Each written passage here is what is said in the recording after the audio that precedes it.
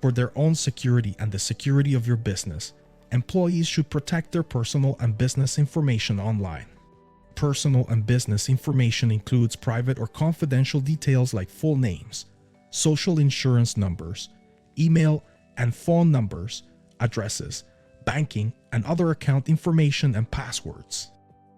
It's critical that all employees understand why protecting information online is important. Criminals who want to harm or steal from your business often begin by collecting personal or business information in order to gain access to your computer systems and confidential information. Here are some simple tips for all employees. Only visit legitimate and trusted websites while using business computers or working with business information.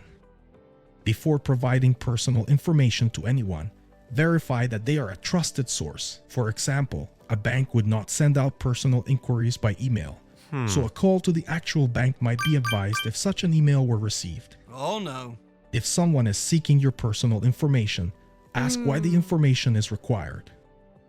If the answer does not seem satisfactory, do not provide it or ask for their supervisor to get more details. Never remove or disable any security safeguards put into place on business networks and computers, such as antivirus software.